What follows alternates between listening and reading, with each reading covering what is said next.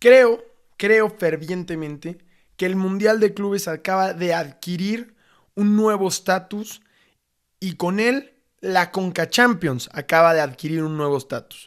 Creo que la mayoría de los equipos, al ver al Monterrey tener estas actuaciones, a ver al Al Hilal tener estas actuaciones, va a querer o le va a dar más importancia a ganar la Conca Champions que ganar la Liga Doméstica. Porque te da muchísimo más ganar la Conca Champions que ganar la Liga Doméstica. Además de que realmente puede llegar a ser más fácil. Imagínense ustedes la oportunidad de jugar contra el Borussia Dortmund en octavos de final para poder enfrentarte al Real Madrid en cuartos. Yo no cambio eso por un título. No cambio eso por un título. Preferiría ganar la Conca Champions y llevar ese camino, jugar contra el Borussia Dortmund para poder enfrentarme contra el Real Madrid en cuartos de final y decir que soy uno de los 8 mejores equipos del mundo. Prefiero eso a ganar un título de Liga MX.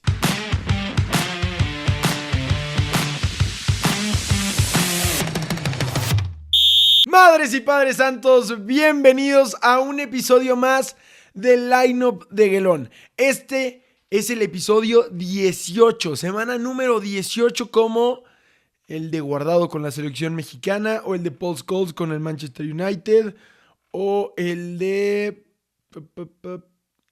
¿Quién más usa el 18? A ver, piensen. El de Tchouaméni con el Madrid. Siento que se me están yendo más cracks. Pero bueno, será una gran semana. Y antes de empezar a hablar del deporte, antes de empezar a hablar de lo que aconteció el fin de semana en el Mundial de Clubes con la selección, también un poco de Renata Sarasúa en Wimbledon. Antes de empezar con todo eso, quiero hablarles de por qué es la primera vez en 18 semanas que les estoy hablando un martes y no un lunes. Ya lo sé, les quedé mal, it's on me, my bad, pero la realidad, y por más que no lo crean, más bien, a diferencia de lo que muchos creen, no me ausenté por crudo. No tiene nada que ver. La realidad es que durante todo el fin de semana vi 5 minutos de fútbol. Y esto es en momentos diferentes. O sea, 5 momentos diferentes, 1 minuto total, 5 minutos. O sea, se los juro que no vi nada.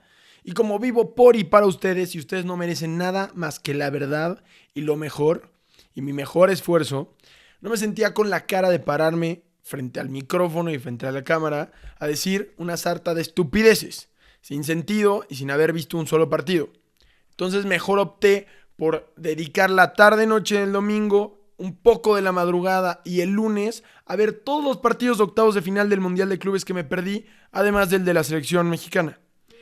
Entonces hoy, martes, en la mañana, ya puedo hablar con ustedes, ya me siento con la confianza suficientemente preparado y habiendo analizado los partidos para platicarles acerca de todo lo que vi en estos partidos y lo que creo que fue lo más destacado y dónde están las fortalezas de cada uno de los equipos que ganaron, así como las debilidades de los que perdieron.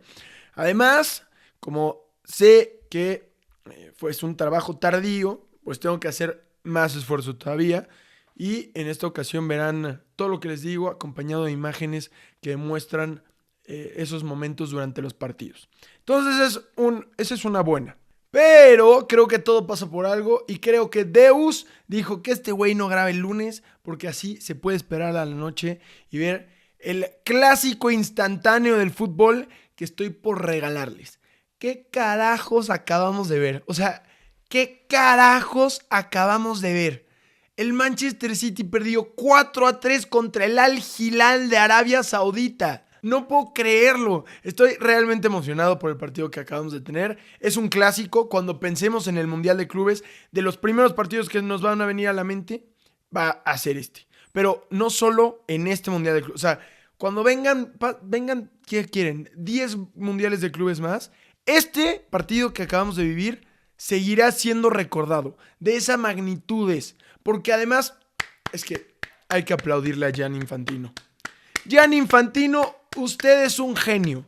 Merece la presidencia de la nación que quiera. Merece conciliar la paz en el mundo. Si un día tengo un problema, voy a acudir a usted porque usted resuelve, señor, resuelve. Se inventó un mundial de clubes, muchos lo criticaron, muchos dijeron que no iba a servir, y el partido de ayer engloba perfectamente lo que es el mundial de clubes. Son equipos más chicos, pero que se quieren ir a partir la madre de tú a tú con los grandes de Europa, con los equipos gigantes de este mundo. Y el partido de ayer nos demostró que todavía en el fútbol el hambre importa e importa mucho. Ahora, tampoco me voy a hablar tampoco voy a fingir que es un equipo miniatura. Estoy de acuerdo en que el Al Hilal sigue siendo un club estado, al igual que el Manchester City, pero creo que al estar en igualdad de condiciones, al ambos ser clubes estado, entonces podemos olvidar esa parte, nos podemos fijar únicamente en lo deportivo y en cómo un equipo con una plantilla muchísimo más chica y mucho más inferior a la del Manchester City les termina metiendo 4 goles. Pero es que ¿qué carajos vivimos? O sea, de verdad no lo puedo creer. Fue un partido de 7 goles, 120 minutos, o sea, hubo prórroga, fútbol gratis. Hubo de todo, hubo atajadas, hubo golazos, porque además fueron goles bien trabajados. Bueno, ya hablaremos de todo eso. De verdad, traigo un análisis pasado de lanza, se los voy a enseñar ahí, pero que neta, espero que entiendan mi emoción, espero que compartan mi emoción. Entonces, volviendo al tema, creo que me retrasé porque tenía que ver este partido y hablarlo con ustedes. Traigo un análisis completo de lo que pasó en el partido de ayer, de lo mejor y de lo peor del partido, y también del de la selección mexicana, así como del resto de los partidos del Mundial de Clubes. Entonces, como son muchos temas de los que vamos a hablar y van a estar bien desglosados, lo que haré es que pondré en la barra de YouTube, lo encontrarán aquí abajo, y si no, en la descripción en Spotify, en qué minuto está cada cosa. Entonces, si ustedes no quieren escuchar sobre la selección mexicana, bueno, entonces con el cursor se van hasta donde esté el partido del que quieren escuchar. O sea, si quieren escuchar del, no sé, Botafogo Palmeiras, pues se van con el cursor hasta donde esté el Botafogo Palmeiras, le dan clic y escuchan lo que tengo que decir al respecto. Porque entonces creo que pueden ir, bueno, escuchando lo que prefieran. Y otra cosa, me di cuenta al analizar los partidos y al estar apuntando todo lo que quería decir, que me voy a quedar con cosas en el tintero. Porque no me da tiempo de hablar de todo lo que pasó y también hablar de lo que creo que va a pasar en cuartos de final. Y como sí quiero hablar de eso, porque entonces me da el lunes, va a llegar el lunes, ya van a haber pasado los cuartos de final y voy a estar en la misma encrucijada entre si hablar de lo que pasó en cuartos de final o hablar de lo que creo que va a pasar en semifinales. Entonces tomé la decisión de subir un capítulo extra esta semana. Entonces, esta semana también un poco para compensar mi retraso, el retraso del capítulo del día de hoy, el viernes en la mañana tendrán un capítulo especial en el cual analizo a detalle cada uno de los enfrentamientos. Además, ya los conoceremos. Ya sabremos cuáles son todos los enfrentamientos, porque recordemos que hoy en la noche juega el Real Madrid contra la Juve hoy en la tarde juega el Real Madrid contra la Juve y en la noche juega el Monterrey contra el Borussia Dortmund. Entonces vamos a estar súper al pendiente de esos partidos también. Obvio, hoy voy a hablarles de lo que creo que va a pasar en estos partidos, de los detalles y las claves de cada uno de los partidos. De una vez les adelanto, creo que el Monterrey tiene una gran posibilidad de echar fuera al Dortmund y creo que todo se va a resolver en la banda izquierda. Si el Monterrey puede parar el ataque por la banda izquierda del Dortmund, creo que se llevarán ese partido. Pero, reitero, adelántenle a la barra si quieren y escuchen dónde creo que están las claves de cada uno de esos partidos. Ahora, van 8 minutos de mí hablando sin realmente decirles nada. Y como les estoy diciendo que me falta tiempo, pues entonces mejor ya empezamos.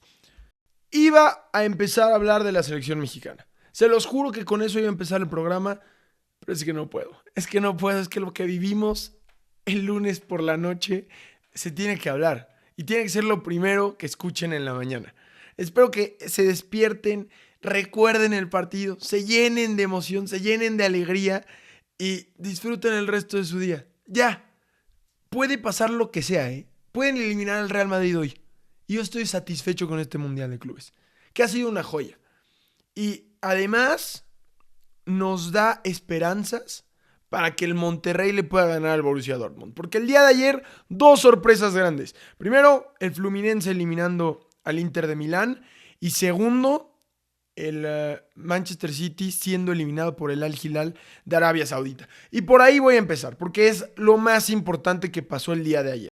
Anoche, el Manchester City y el Al Hilal nos regalaron uno de los mejores partidos, no solo del torneo, sino de la temporada. Hace mucho yo no veía un partido tan bueno, tan emocionante.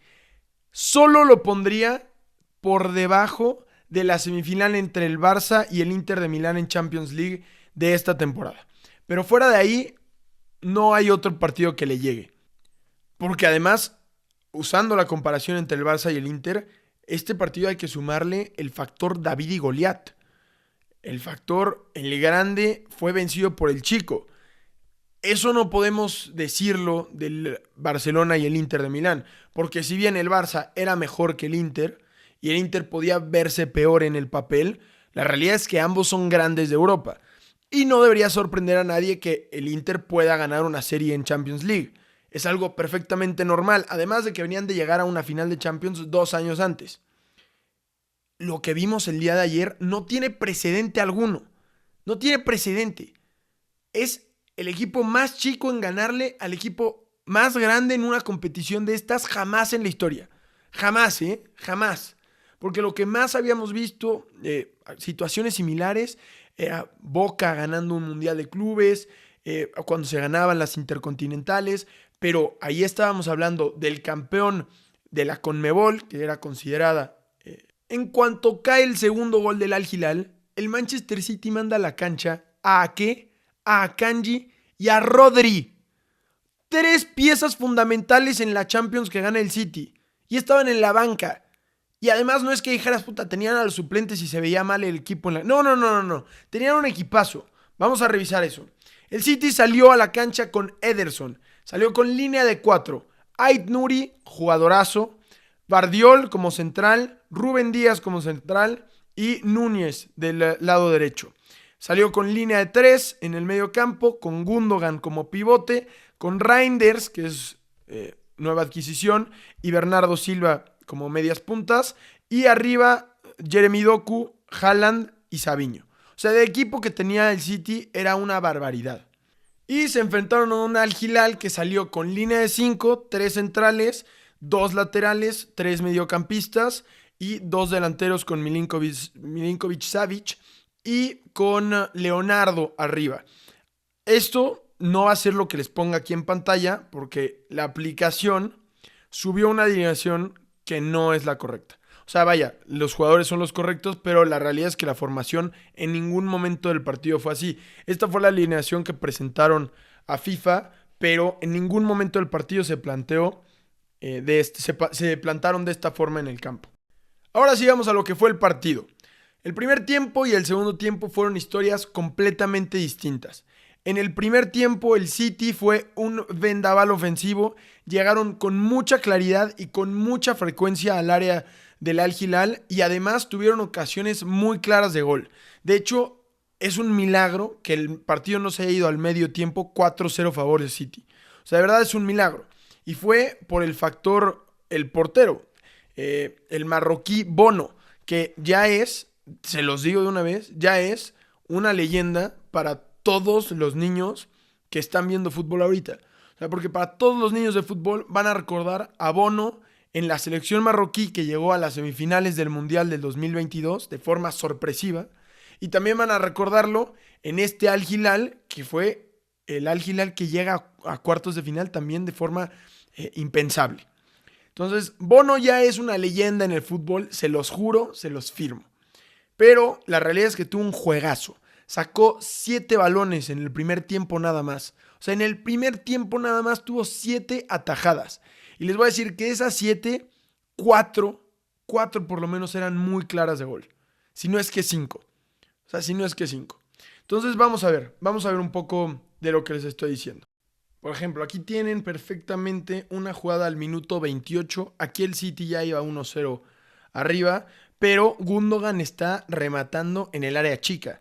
Y Bono no solo lo achica muy bien, sino que ataja el balón con la mano derecha. O sea, no le va el balón al cuerpo, sino él tiene que estirar la mano. Y con esa mano es con la que termina sacando una ocasión clarísima de gol para el Manchester City.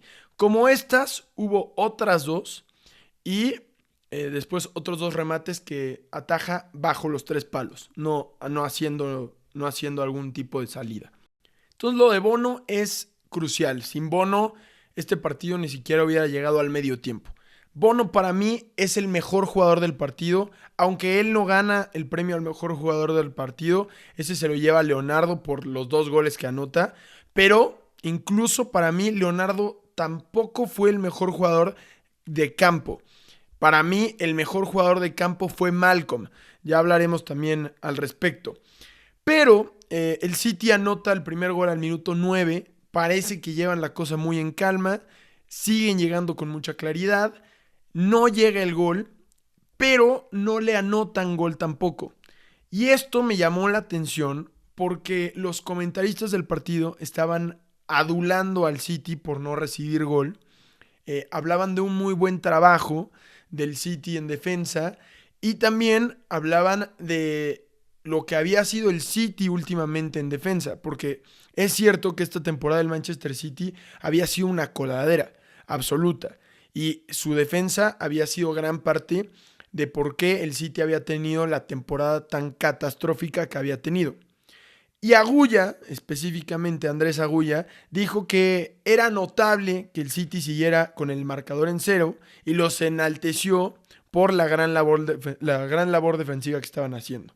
Pero les prometo que yo, cuando oí eso, le escribí a un buen amigo, le dije, güey, si el City estuviera jugando contra un equipo medianito, ya les hubieran clavado gol. Y es que para mí, el City desde el primer tiempo, y aunque hubieran mantenido el 0 en el marcador, se defendió muy mal. Y se los voy a comprobar. Incluso antes de que el City marcara el primer gol, cuando el partido todavía estaba 0-0, el Al Hilal tuvo una oportunidad al minuto 8 en el que vean por favor en dónde están colocados los 7 jugadores defensivos del City. Esa es una transición defensiva en donde hay 2 jugadores del Al Hilal prácticamente solos por banda izquierda, prácticamente solos, y el jugador más cercano del City está a 15 metros. Está lejísimos. Esta oportunidad se termina desaprovechando, pero se repitió a lo largo de todo el partido. Y es que tan solo en el primer tiempo se repitió una situación similar 7 veces. Es muchísimo para un equipo del tamaño del City, es muchísimo. Aquí vemos la segunda acción similar. Recibe ahora por derecha, otro espacio muy grande en el que recibió este jugador del Al Hilal, que me parece que es Leonardo. Y del otro lado venía entrando otro jugador por banda izquierda completamente solo, otra vez muy separado de los centrales. Y además vean los espacios que hay entre la línea del medio campo y la línea de defensa del Manchester City. Al minuto 20, lo mismo. Vean por favor a este jugador que es Renan Lodi. En la carrera que estaba por pegar, el balón ya venía hacia acá y termina quedándose corto. Pero si este balón pasa, es gol. Es gol. Y estaban muy adelantados. La línea que tenía marcada el Manchester City era muy adelante para el juego que estaba teniendo el Al Hilal. Y otra vez, al 24, lo mismo.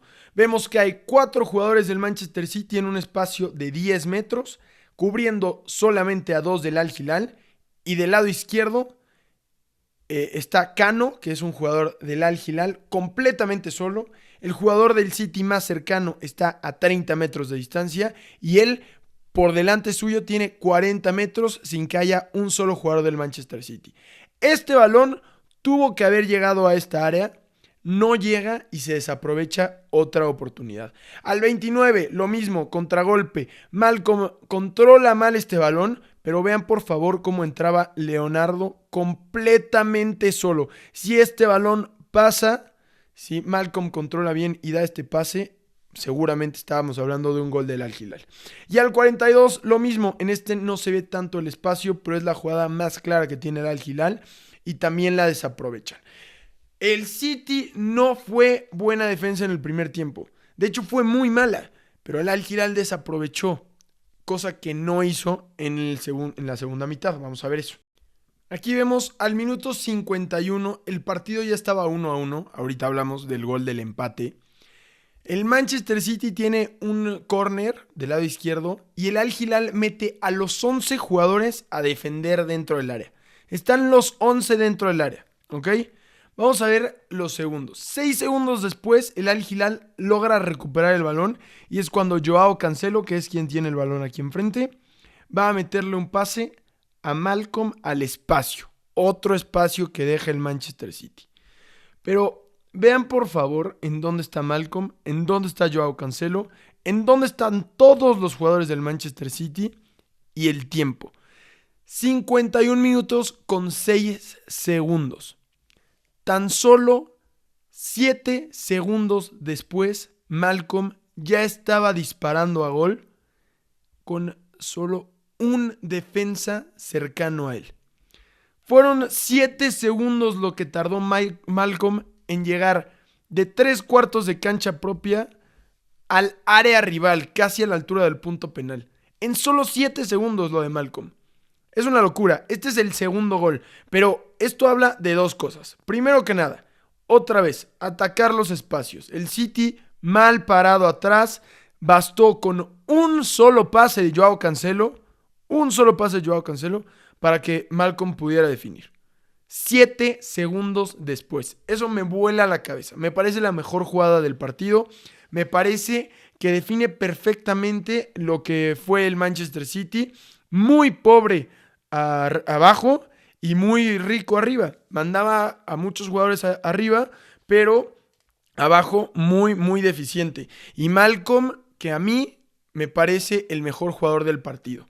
Porque además de hacer ese gran gol y hacer esa gran carrera, porque recorrió prácticamente 65-70 metros en 7 segundos. O sea, Usain Bolt-esque, de verdad. Una gran carrera la que pegó.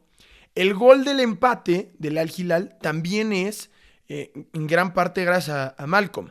Malcom recibe, o sea, aquí el partido sigue 1-0, recién empezando la segunda mitad. Malcom recibe el balón detrás de su medio campo y conduce prácticamente 50 metros hasta dentro de la altura del área, donde abre el balón para Joao Cancelo, que será quien termine metiendo el centro que generará el rebote para el gol.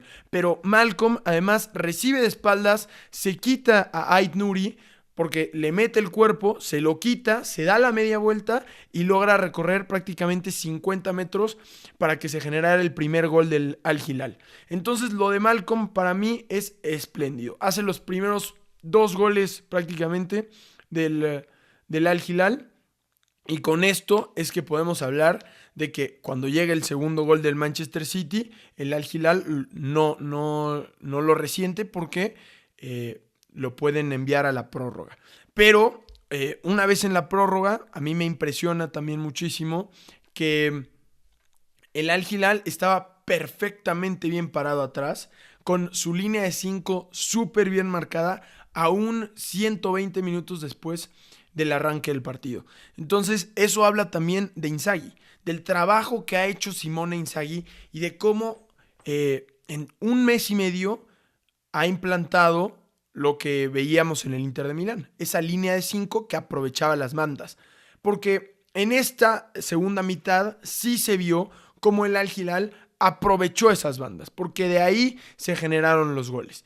Es cierto que uno de los goles viene precedido de un tiro de esquina, pero ese tiro de esquina vino de una acción que se generó por las bandas. Y es que sí, es una calca un poco menos perfecta de lo que vimos con el Inter de Milán en esta temporada y en general con Simone Inzaghi en el banquillo. Recordemos que Simone Inzaghi pierde también la final que juegan entre el Inter de Milán y el PSG. La pierde 5-0, es su último partido con el Inter de Milán y entonces viaja a Arabia Saudita. Entonces les digo, en un mes y medio tiene un gran impacto en el equipo. Me parece impresionante. Es un partidazo el que vivimos, en serio, un partidazo. Pero bueno, para recapitular el partido, termina empatando el City 2-2 con un gol de Haaland luego del segundo gol del Al Hilal y así se van hasta los tiempos extra. En los primeros minutos del primer tiempo extra marca el Al Hilal con gol de Koulibaly de cabeza y otra vez anota el Manchester City, esta vez un golazo con un balón precioso que pone Cherki y que termina rematando Phil Foden. Hace el 3-3, pero no fue suficiente. El Al Hilal marca el 4-3, lo marca Leonardo. Con eso le bastó al Al Hilal para ganar el partido, a Leonardo para llevarse el mejor jugador del partido. Para mí no fue el mejor, de hecho falla bastante en la primera mitad. Tuvo una mejor segunda mitad sin duda alguna. Y también me gustaría destacar muchísimo lo de Renan Lodi, que tuvo un partidazo de ida y vuelta, ofensiva, defensivamente, muy bien el lateral, y lo de Koulibaly, que además del gol fue una pared, fue un muro, fue el líder de la defensa, la piedra angular de esa línea de 5. Y bueno, en general lo del Al Hilal me encantó, no puede no encantarme. Sé que mencioné muchos nombres, mencioné a Bono, a Koulibaly, a Lodi, a Malcolm y a Leonardo. Yo los voy a enlistar. El mejor jugador del partido para mí fue Bono. Sin Bono no se entiende la victoria del Al Hilal. El mejor jugador de campo fue Malcolm, lo voy a poner ahí en el segundo peldaño. En tercer lugar voy a poner a Koulibaly, que sin duda también importantísimo en esta victoria. En cuarto, hasta el cuarto lugar voy a poner a Leonardo, con esos 2 goles muy importantes, pero lo voy a poner hasta el cuarto lugar. Y en quinto voy a poner a Lodi. Ese para mí fueron el top 5 jugadores del Al Hilal, que se enfrentará en cuartos de final al Fluminense. Entonces vamos a hablar de eso. Pero, de verdad, ¿cómo no puedes amar el deporte? ¿Cómo no puedes amar estas historias? De verdad, la gente que no le gusta está loca, desquiciada. Por favor, mándenles ayuda urgente. Vamos a revisar el del Fluminense, que también fue un partido sorpresivo. Fue otro partido de hoy en la mañana contra el Inter de Milán, que a mí el Inter de Milán me sorprende más que por lo que hace, lo que ha dejado de hacer. El partido de la final de la Champions, que pierden 5-0, les ha quitado el juego, les ha quitado la memoria, les ha quitado la identidad. No tienen ni idea, les ha quitado el alma. El PSG acabó con el alma del Inter de Milán. De verdad, son irreconocibles. Irreconocibles. El Fluminense que termina ganando el partido 2-0. Un partido que he de decir que por más que el Inter haya perdido su alma, mereció ganar. En mi opinión, mereció ganar el Inter de Milán. Tuvo varias ocasiones manifiestas de gol. Lautaro pega 2 tiros a los postes. Di Marco pega otro que pega justo en el ángulo. El pobre de Di Marco tuvo un partidazo. Di Marco, que había sido de los jugadores más flojos del Inter de Milán desde la final de Champions League, había sido muy señalado, muy criticado. Incluso en la semifinal contra el Barça, aun cuando la gana el Inter de Milán, el más criticado fue Di Marco, porque Lamine Yamal hizo lo que quiso por esa banda. Y bueno, el día de ayer, todo lo contrario, Di Marco tuvo buen partido, por fin regresó a un buen nivel, tuvo varios disparos, sabemos que dispara muy bien, tuvo varios disparos a puerta y el balón nada más no quiso entrar. Y una historia contraria a la de Di Marco es la de Marcus Thuram, que a diferencia de Di Marco, había tenido un gran cierre de temporada. Incluso, en mi opinión, el único rescatable de esa final que pierde 5-0 el Inter de Milán, y que había jugado muy bien, pero que el día de ayer se perdió. Marcus Thuram no ha estado durante el Mundial de Clubes, se le ha desconectado, se ve afectado por esa derrota en en Champions League y el día de ayer en el primer tiempo no hizo absolutamente nada. El Inter jugaba con 10, porque además cuando la labor de Marcus Thuram es detener el balón, retenerlo y repartir a partir de ese momento. Thuram no pudo hacer nada de eso el día de ayer. De hecho, cuando sale Thuram para el segundo tiempo, el equipo mejora muchísimo con la entrada de Espósito y la salida de Thuram. Lautaro incluso también mejora cuando sale Thuram, porque Lautaro no había tenido una buena primera parte. En mi opinión, él y Thuram desperdiciados por completo. Y en cuanto sale Thuram y entra Espósito, Lautaro empieza a ser mucho más activo, empieza a jugar también mucho más de poste, empieza a botarse mucho más a recibir el balón y también tuvo 2 disparos muy claros que no pudo concretar. El Inter, de verdad, perdido. Un equipo que pudo haber ganado el triplete en cuestión de 2 o 3 semanas, terminó perdiéndolo todo, la identidad, el entrenador, todo. Chibu tiene una gran chamba por hacer, tiene muchísimo trabajo enfrente y bueno, veremos cómo le va al Inter de Milán en Europa y en Italia esta temporada. Lautaro de hecho habló al respecto, dijo que los jugadores que no quisieran estar en el Inter de Milán, que se fueran, tirando una indirecta clara a jugadores que no han dado el ancho y además dijo que él quería ganar cosas más importantes y bueno, está claramente molesto con el equipo. Vamos a ver cómo les va el resto de la temporada. Pero tenemos que hablar del protagonista del partido, del equipo que dio la sorpresa, que volvió a hacernos sonreír a todos viendo este Mundial de Clubes. Otra vez el chico venciendo al grande, el Fluminense le pega 2-0 al Inter de Milán y hay 3 jugadores para mí que son fundamentales en esta victoria. Empezando con Ignacio, el defensa central del Fluminense. A ver, hay que hablar de que el Fluminense de entrada hizo un cambio de formación para este partido. Venían jugando con línea de 4 y terminaron cambiando a línea de 5. 3 centrocampistas y 2 arriba. Esa línea de 5 fue compuesta por 3 centrales, Ignacio, Thiago Silva y Freites como los 3 centrales. De esos 3, sin duda, Thiago Silva es el líder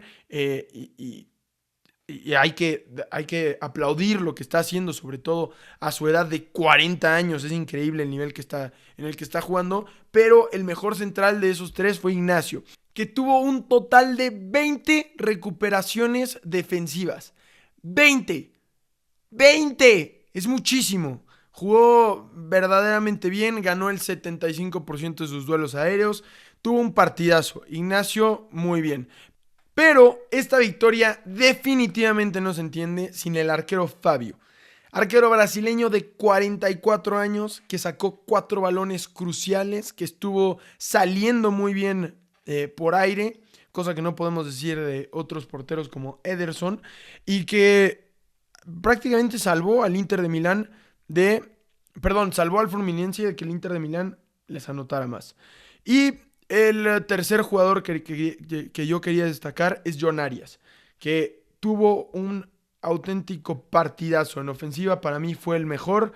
Fue mejor que incluso Germán Cano, que es el jugador que anota el gol que le iba a dar la victoria al Fluminense, porque anota el primer gol y el segundo cae hasta el minuto 93. O sea, realmente el gol que le da la victoria al Fluminense y que condiciona al Inter de Milán durante todo el partido es el gol de Germán Cano. Pero John Arias jugó bastante mejor que Germán Cano. Para mí, esos 3 jugadores, los mejores del Fluminense, serán cruciales los 3 en el partido contra el Al Hilal. Pero ahora el Fluminense llega a ese partido como favorito para meterse a las semifinales del Mundial de Clubes. Es increíble porque estamos hablando de que el Al Hilal y el Fluminense, en teoría, están dentro de los 8 mejores del mundo.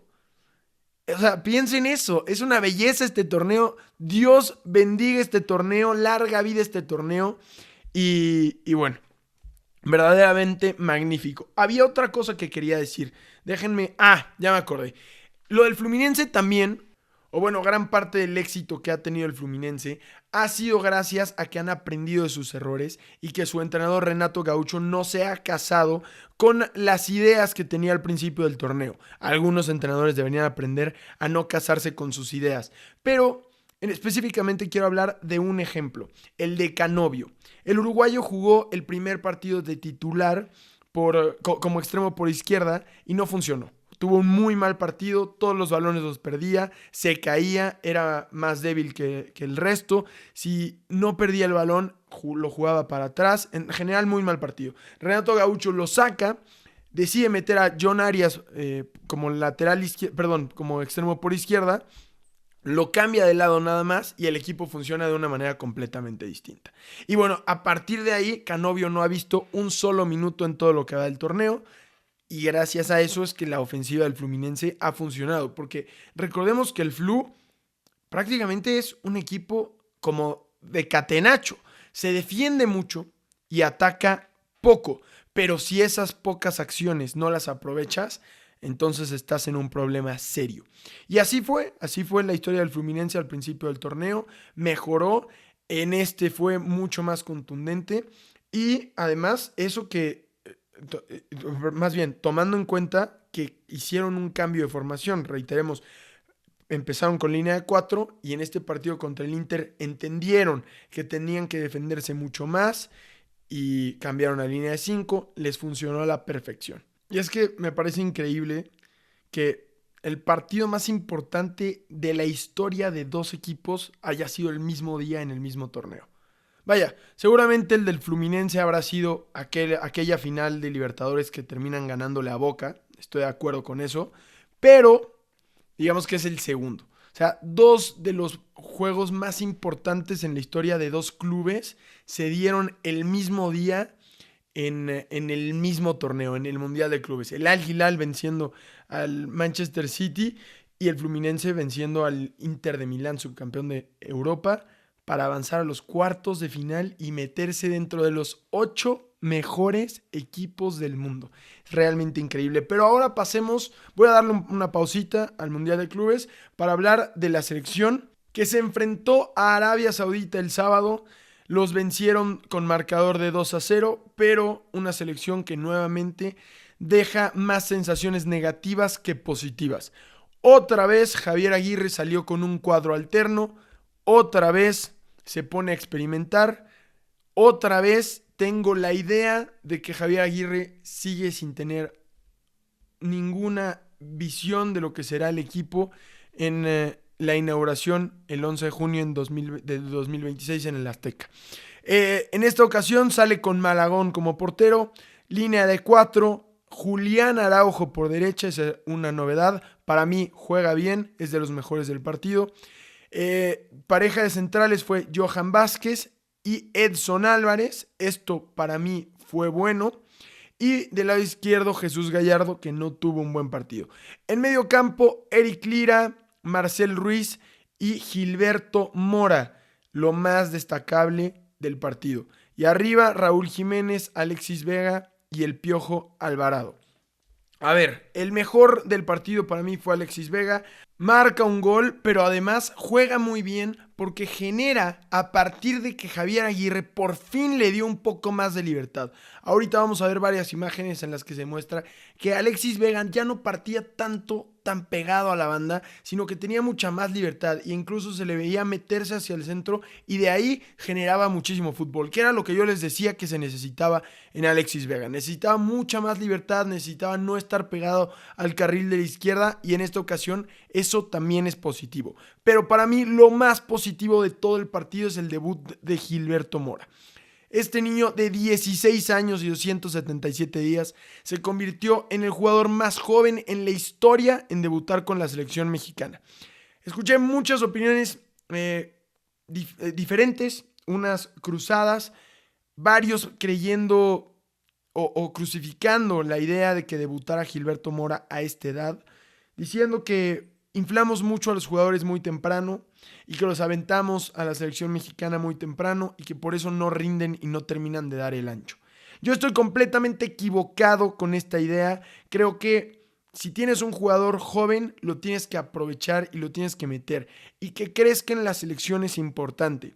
Recuerdo muy bien el caso de Jonathan Dos Santos. Cuando jugaba en la selección era muy joven, era apenas 2010, yo creo que Habría tenido 18 años en ese momento. Ahorita, mientras les platico, estoy confirmando la información. Pero Jonathan Dos Santos, me acuerdo que llevó el proceso también con Javier Aguirre, pero terminó por no llevarlo al Mundial del 2010. Y entonces perdimos el proceso de aprendizaje de un jugador en un Mundial. O sea, perdimos un paso, ¿me entienden? Tenía 20 años en ese momento. 20 años. Estamos hablando 4 años más que Gilberto Mora. Pero recuerdo muy bien ese caso porque creo seriamente que Jonathan Dos Santos se perdió la oportunidad de crecer por no ir a ese mundial. Sobre todo que estamos hablando que a los mundiales de ahora van 26 jugadores. Si eres el jugador 26, no vas a ver un solo minuto en el terreno de juego. No lo vas a ver. Si puedes llevar a un jugador que tiene talento, que es joven y que puede ser líder en futuras generaciones de la selección, llévalo. Llévalo. Porque el próximo año vas a tener a un jugador de 17 años que va a haber vivido un mundial con su país y que sabe lo que es formar parte de un grupo mundialista. Y entonces, cuando venga una generación de recambio, ya tienes a un líder que sabe lo que es formar parte de esos grupos. Tienes un líder a quienes los demás pueden seguir. A mí eso me parece importantísimo. Y bueno, yo de verdad estoy muy contento con que hayan llevado a Gilberto Mora. Y además no se arrugó, jugó fenomenalmente bien. De los mejores 3 en el campo, sin duda alguna. Alexis es el mejor porque genera más, pero Gilberto Mora jugó muy, muy bien. Vamos a ver imágenes que lo comprueban. Les voy a enseñar las dos cosas a las que me refería. Primero, lo de Gilberto Mora, el primer gol de México se genera gracias a él. Aquí Gallardo recupera el balón, pero manda un piedrazo, o sea, de verdad un papayazo a donde caiga realmente. Ahí vemos cómo va la trayectoria del balón. Y le cae a Gilberto Mora, que estaba de espaldas. Y en vez de intentar bajarla, la jugó de tacón. Aquí el balón ya está aquí, se camuflajea con el jugador de Arabia Saudita. Pero vemos cómo levanta la pierna porque le está jugando de tacón. La arregla con un taconazo y le termina cayendo a Raúl Jiménez, que está aquí Raúl Jiménez. O sea, arregla el piedrazo con un taconazo que le cae a Raúl Jiménez y que deja de frente a Alexis Vega. Pero también quería hablar de, vean dónde está Gilberto Mora. O sea, Gilberto Mora no se conforma con el taconazo a Raúl Jiménez y no se queda estático. Sigue la jugada y lo vemos entrando al área junto con Alexis Vega en lo que termina siendo el gol de México. Pero además, aquí no se arruga, le está pidiendo constantemente el balón, incluso le marca con la mano más adelante que le dé el pase para que la meta él. Termina por pegarle a Alexis Vega, termina haciendo gol, pero eso habla mucho de lo que les quería decir de Gilberto Mora, que no se arrugó, que jugó realmente bien. Esta es solo una de las muchas jugadas que tuvo durante el partido en las que realmente demostró su gran calidad como futbolista. Y lo de Alexis Vega, que les quería decir, este es un claro ejemplo de que cuando Alexis Vega sale de o más bien tiene mucha libertad, juega mucho mejor. Aquí vemos cómo Alexis Vega está aquí metido, en esta parte donde está el anuncio. Gracias Televisa por ponernos el anuncio, pero está en medio campo, prácticamente. Si partiéramos una raya aquí, estaría ahí está Alexis Vega. Bueno, pues Alexis Vega viene desde la banda izquierda, se va metiendo al centro, sigue recorriendo hacia el costado derecho, termina estando por completo en el costado derecho y ahí es donde recibe el balón, y desde el costado derecho es cuando mete un centro en el que Marcel Ruiz, que está en este lado aquí, entra perfectamente, no puede anotar el gol, pero termina reventando el balón en el travesaño. Y en esta imagen vemos un claro ejemplo de ambas cosas, de la buena labor de Gilberto Mora y de Alexis Vega jugando mejor cuando se puede mover por donde sea, en cualquier parte del campo. Aquí vemos a Gilberto Mora con el balón de este lado, encara al jugador que está de lateral derecho y toma una buena decisión, decide bien. Ve que Alexis Vega le está haciendo una señal de este lado, decide darle un pase a Alexis Vega, que juega libre por el centro, abandona la posición de extremo izquierdo y se recorre al centro, pide el balón, Gilberto Mora se lo da y Alexis Vega viene con un zapatazo que estuvo cerca de ser un golazo. Ahora, algo de lo que también me siento tranquilo es de la pelota parada de México. Seguimos teniendo buena pelota parada. Aquí vemos un claro ejemplo de eso. Otro centro de tiro de esquina que Edson remata prácticamente solo. Y bueno, este tampoco fue gol, pero lo que es seguro es que por partido vamos a tener por lo menos una clara de gol a pelota parada. Y eso me deja tranquilo. Lo que no me deja tranquilo son las salidas de Malagón, que siguen siendo muy malas. Otra vez vuelve a fallar. Se equivoca en 2 salidas. Una al final del primer tiempo en un tiro libre que no llevaba nada. Y la otra en el segundo tiempo. Pero además sus despejes son horribles. Vamos a verlos. Esta es la imagen de la salida muy pobre de Malagón en el tiro libre al final del primer tiempo. Viene el centro al área. Debería medir muy bien ese balón. Realmente no tiene un jugador de Arabia Saudita que le estorbe. Tiene bastante espacio entre Edson Álvarez y él. Pero como sabemos todos, lo que pasa generalmente con Malagón es que termina por soltar el balón y por fortuna no le queda a modo a este jugador número 5 de Arabia Saudita y no termina en nada más peligroso. Pero mala salida de Malagón. Y en el despeje, este es un buen ejemplo. Malagón tiene el balón en su área. Le hacen una presión, es cierto, pero no puedes mandar un despeje que caiga a nadie. O sea, el Piojo Alvarado estaba de este lado, donde estoy señalándolo, muy pegado a la banda. Cuando ve el despeje, obviamente intenta recorrer hacia el centro para recuperarlo, pero bueno, había 2 jugadores en esta zona de Arabia Saudita que recuperaron fácilmente el balón. Y así es, Malagón es un buen portero bajo los 3 palos, pero es un muy mal portero en las salidas y en los despejes. No es confiable y es de lo que más me preocupa en la selección mexicana. Pero bueno, la selección se enfrentará a Honduras el miércoles. Les diría qué creo que va a pasar, pero la realidad es que puede pasar lo que sea porque a Javier Aguirre se le va a hinchar el tanate y va a hacer lo que quiera con el equipo. Ese día Malagón va a jugar de 9. Estoy 100% seguro y bueno, veremos lo que vamos a hacer contra Honduras. Seguramente ganaremos. Somos un equipo mucho mejor a Honduras. Ya no es esa Honduras que nos plantaba cara de repente. Ya no es esa Honduras para nada. Ya no es Carlos Costly. Es una Honduras muy inferior a México. Vamos a ganar seguramente ese partido, aunque no va a ser con facilidad. Va a ser con un marcador de 2-0. Ya sabes, muy selección mexicana. Y del otro lado está Estados Unidos, que le ganó al Piojo Herrera y a Costa Rica en penales. Les ganan en penales y se enfrentarán a la selección de Guatemala. Que avanza a semifinales de Copa Oro por primera vez en 29 años. Esa es una gran noticia para los guatemaltecos, para los chapines, que vi videos de la gente eufórica en Guatemala por el logro de su selección de llegar a las semifinales por primera vez en 29 años. Es el primer partido de eliminación que ganan el fin de semana, venciendo a Canadá también por penaltis. Y porque antes, nada más aclaración, después de la fase de grupos avanzabas directo a semifinales.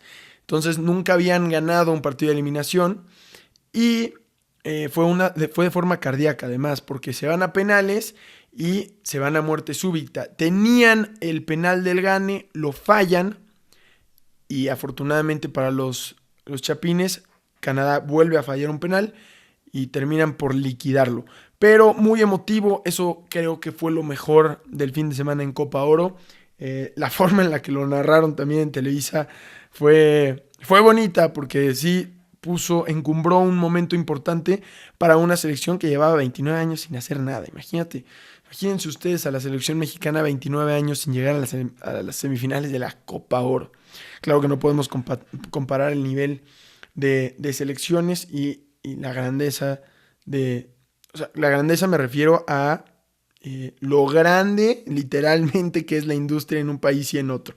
Pero bueno, eso fue Copa Oro y selección mexicana. Les digo que no me va a dar tiempo de ni madre. Llevamos ya 45 minutos y solo hemos hablado de 2 partidos del Mundial de Clubes y de 2 partidos de Copa Oro. No va a funcionar así. Necesito más tiempo. Pero, a ver, vamos a hablar de los partidos de hoy. Lo que podemos enfrentarnos, lo que nos podemos encontrar hoy. Real Madrid y Juve, 2 equipos que necesitan volver a una realidad en la que no se han encontrado en los últimos meses. Juventus, que no tuvo un buen partido contra el Manchester City. De hecho, fueron humillados contra el Manchester City. Les anotan 5 goles. Se vieron muy mal defensivamente. Tiene gran plantilla la Juve, pero no tienen buen juego colectivo. Y el Real Madrid, que busca reencontrar un buen nivel y que creo que lo ha hecho a lo largo de estos 3 partidos en el Mundial de Clubes. Ha venido de menos a más. La realidad es que creo que gran parte recae en Arda Güler, que está jugando como pivote. Es decir, que está jugando como 5 en una alineación del Madrid que le estaba faltando a ese jugador. Y lo está haciendo muy bien. Y lo curioso es que fue un poco sin querer. En el partido ¿Contra quién fue que expulsan a Asensio? En el partido pasado, no es cierto, fue en el partido contra el Pachuca que expulsan a Asensio. Xabi Alonso se ve obligado a meter a Tchouaméni como segundo central. Tchouaméni estaba jugando como pivote y al mover a su pivote a la posición de central, se ve en la obligación de mandar a Arda Güler como pivote. Y la realidad es que funcionó. Y funcionó muy bien. Y de ahí el Madrid creo que ha crecido mucho. Y ha logrado jugar muy bien, ha logrado conectar mejor el medio campo y la ofensiva, que era lo que le estaba faltando. Le estaba faltando mucho a alguien que jugara como Kroos, ¿me entienden? Y creo que Arda Güler está haciendo muy bien esa labor. Por lo menos en los partidos que lleva ahí. Ha hecho grandes partidos. Vamos a ver si lo vuelve a repetir contra la Juventus. Otra cosa muy importante en el Real Madrid es lo de Gonzalo García. Gran sorpresa.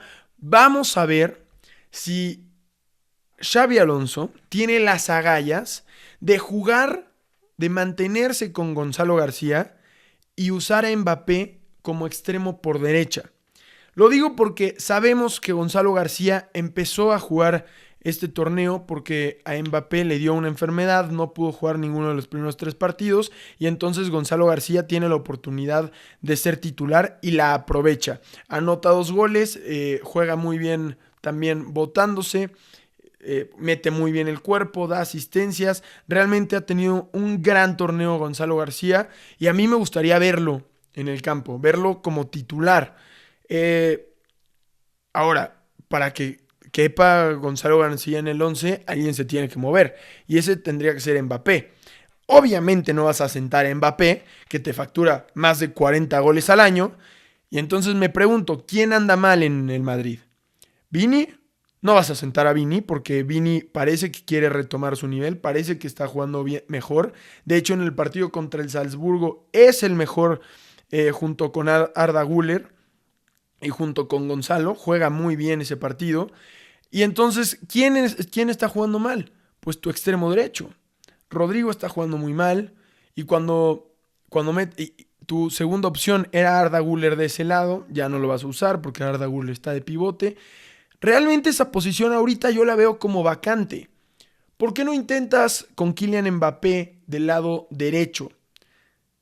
Podría funcionar. Yo creo que podría funcionar. Nunca lo hemos visto. Veremos si lo usa como experimento. Al final de cuentas, puedes usarlo como experimento. Si no funciona, regresas a lo que tenías contemplado en un principio. O empiezas como tenías planeado y una vez que metes a Gonzalo García en la segunda parte, entonces abres a Mbappé para ver si funciona. Me parece que puede ser una buena idea, podría solucionar o intentar solucionar varios de los problemas del Madrid. Y bueno, veremos qué deciden. Pero otra parte importante del Real Madrid ha sido la recuperación. Ha sido la presión que ha hecho Xabi Alonso y cómo han puesto énfasis en una recuperación que no se veía con Ancelotti. Y esto se refleja muy claramente en los 5 mejores recuperadores del Real Madrid, que son Dean Howson, que está jugando fenomenalmente bien. El primer partido no me gustó, el 2 y el 3 sí me gustó, el 3 muchísimo más. Recuperando balones, salen jugando a través de Dean Howson. La mayoría de los pases de Courtois, el 70% de los pases de Courtois fueron a Howson, porque en Howson empieza la salida del Real Madrid, perdón, y eso es muy importante. Pero en la recuperación tuvo 13 balones recuperados. Es muchísimo. 13 balones recuperados. Y en comparación con sus últimos 5 partidos, había tenido 7 balones recuperados. Recordemos que sus últimos 5 partidos, algunos de ellos fueron con la selección de España. Entonces vemos cómo Xabi Alonso tiene mucha más influencia en esa presión y les pide a sus jugadores que lo tengan así. Los otros 3 que componen este top 4 de jugadores recuperadores son Arda Güler con 11, Trent Alexander-Arnold con 9 y Fede Valverde con 8 balones recuperados. Todos ellos subiendo su promedio de los últimos 5 partidos. Arda Güler lo sube de 6.7 a 11, Alexander-Arnold lo sube de 4.4 a 9 y Fede Valverde lo sube de 5.7 a 8. En general, entre estos 4, en los últimos 5 partidos, hubieran recuperado 60 balones entre ellos, pero con Xabi Alonso han recuperado 92 en el último partido. Es realmente increíble, se está viendo la mejoría del Real Madrid y creo que el Real Madrid tendría que ganarle a la Juve, que la Juve no se ha visto mejor, se ha visto peor, de hecho, a lo largo del torneo. El Madrid no es así, se ha visto mucho mejor y creo que todavía pueden mejorar bastante más. Si mejoran y si juegan contra la Juve, entonces yo creo que podrían volverse uno de los grandes candidatos. Yo sé que todo el mundo habla de que el Madrid siempre es candidato y siempre es favorito, pero yo sinceramente no los veo hoy por hoy como candidatos para ganar el Balón de Oro. Creo que están muchos kilómetros detrás del PSG hoy por hoy, pero si veo una mejoría importante contra la Juve, que la he visto progresivamente, reitero, creo que los podría poner ahí. Se me ha acabado el tiempo, pero tengo que hablar del Monterrey. Entonces les tengo que decir lo que creo y dónde creo que va a estar la clave de este partido. Si el Monterrey logra detener la banda izquierda del Borussia Dortmund, entonces creo que el Monterrey tiene serias posibilidades. No. Scratch that. Creo que el Monterrey ganará el partido. Si los goles del Borussia Dortmund no provienen de la banda izquierda del Borussia Dortmund, entonces no habrá goles del Borussia Dortmund. Creo que esa banda está muy fuerte con Adeyemi, con Svensson. Creo que el Borussia Dortmund siempre distribuye su juego hacia allá o lo intenta hacer. Rara vez, o bueno, menos veces lo hace del otro lado con Ryerson. Y me parece que será el problema. El problema es que ese lado, ese costado, es de Rica Chávez. Rica Chávez no es un mal jugador, no ha tenido mal torneo, de hecho ha jugado muy bien, pero sin duda alguna Adeyemi y Svensson son mucho mejores jugadores que él y tendrían en un día normal que ganarle de 10, 9 a Rica Chávez. Pero sabemos que la defensa del Monterrey está jugando muy bien. Andrada increíblemente está jugando bien. No lo vaya yo a salar y la vaya a cagar Andrada a medio partido. Pero la defensa del Monterrey está muy bien. Y Ramos también está jugando fenomenal. Pero creo que no solo la parte defensiva va por ahí, sino la parte ofensiva también. ¿Por qué? Porque De Osa juega del lado derecho, Berterame juega del lado derecho y el Tecatito Corona, que juega de 10, se bota mucho al lado derecho y aparece mucho por el lado derecho. Entonces creo que si esos 3 logran pasar por la banda de Bensebaini de Svensson, entonces Monterrey tendría que ganar el partido. Esas son las mayores ventajas que le va al Monterrey. Otra ventaja que le puedo ver es jugar a la espalda, como lo hicieron un poco contra el Urawa Red Diamonds en los contragolpes.